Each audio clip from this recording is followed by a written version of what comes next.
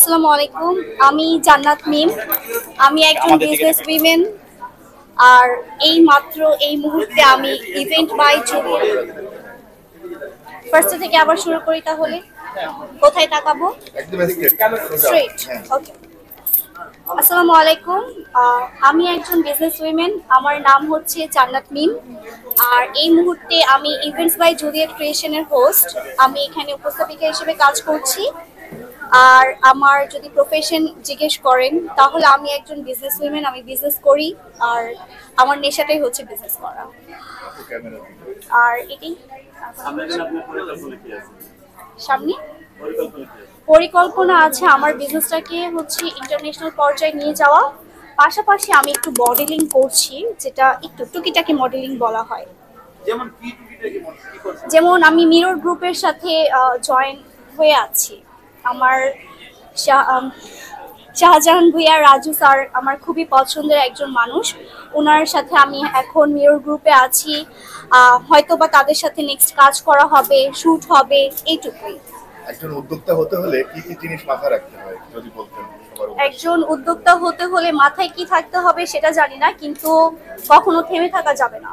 এটা হচ্ছে মানে থাকে না যে আমি বিজনেস করছি, আমি ফেল হব, আমি বারবার হচ্ছে আমার বিজনেসে লস হবে, তারপরও থেমে থাকা যাবে না।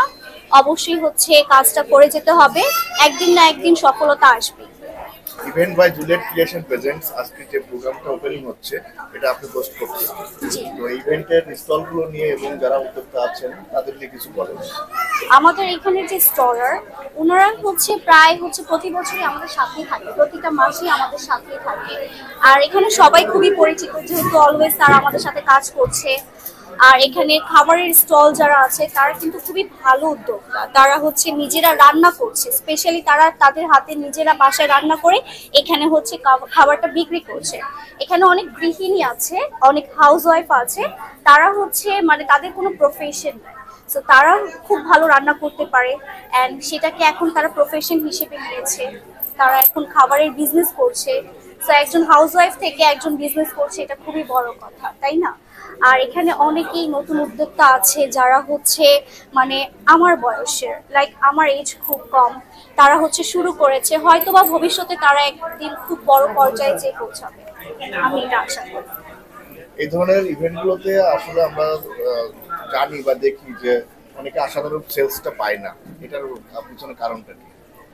সেলসটা পাই না হচ্ছে এখানে হচ্ছে প্রথমত প্রমোশন করতে হয়, কিন্তু আমার মতে ইভেন্টস বাই জুলিয়েট ক্রিয়েশনে এই জিনিসটা নেই। বিকজ এখানে প্রচন্ড প্রমোশন হয়, প্রচন্ড। এখানে প্রমোশনের কোনো কমতি নেই। এখানে আমাদের সেলিব্রিটি থেকে শুরু করে বিভিন্ন ধরনের হচ্ছে ইনফ্লুয়েন্সার আসছে, লাইভ করছে। সো এখানে মনে হচ্ছে না আসলে কোনো প্রমোশনের কমতি আছে। আর এখানে খুব ভালো সেল হচ্ছে। এখন সন্ধ্যা হয়ে আসছে, আরো মেলা জমকালো হয়ে আসবে। আরেকটা বিষয় দেখি যে সেলিব্রিটিকে দেখার জন্যই আমরা দর্শক হিসেবে অনেকে আসি, গ্যাদারিং করি, কিন্তু আসলে আমরা প্রোডাক্টটা কিনতেছি না। মুখ্য উদ্দেশ্য হচ্ছে অডিয়েন্স যারা আসে তারা সেলিব্রিটির সাথে সেলফি তুলবে বা দেখতে আসবে বা ভিডিও করবে, এতটুকু। কিন্তু আমাদের সেলসটা হচ্ছে না, এটার বিষয়ে কিছু বলুন। সেলস কিন্তু জেনারেট হচ্ছে। এখানে আমি দেখে যাচ্ছি যে ওকে, এই শপটা হচ্ছে খুব ভালো সেল করছে বা খুব ভালো প্রোডাক্ট হচ্ছে ওরা এনেছে। এই কোয়ালিটির প্রোডাক্ট হচ্ছে আমি আর বাহিরে কোথাও পাবো না। আমি এটা মাথায় নোট করে রেখেছি। আমি ওনাদের পেজ সার্চ করব, বাসায় যে ওইখানে যেও অর্ডার করছি। এরকমটা হচ্ছে। তাদের কিন্তু অনলাইনে যে মানে মার্কেটিংটা সেটাও হয়ে যাচ্ছে। বিশেষ করে এখানে আসলে আমরা বিভিন্ন উদ্যোক্তাদের সাথে পরিচিতি হচ্ছে এবং তাদের সাথে তাদের প্রোডাক্ট সম্পর্কে অবগত হচ্ছে। এটা হচ্ছে মেইনলি এই কোয়ালিটিটা বুঝতে পারছি। ঠিক আছে, ধন্যবাদ। ঠিক আছে। একটু রাখেন, ওই যে ডেকে নিয়ে আমারটা না, হ্যাঁ ওইটা ডেকে নিয়ে না, টাকা লাগবে না আমাদের। তারা স্পেশাল যারা গেস্ট তারা এখন ঢোকে নেন, সন্ধ্যার দিকে ঢুকবে, রোজের ম্যাডাম ঢুকবে, আরো আদার্স যারা আছে ঢুকবে হলো।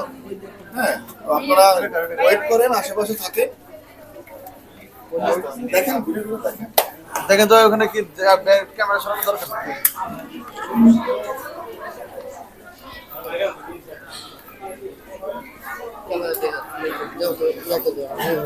আমি যাবো ওখানে, আমি যাবো খালি ক্যামেরা না ছুঁয়ে যাবো। ভ্যাট কোথায়?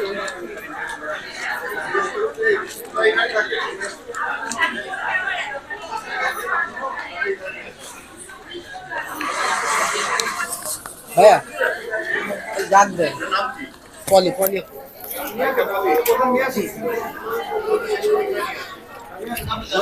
আপনি যা বলেন শেষ হোক। ওই যে শেষ হলে আর একজন নিবেন এবার রাহুলের তো একটা মানুষকে আর একজন বলবে তো বলে রাখতে পারবে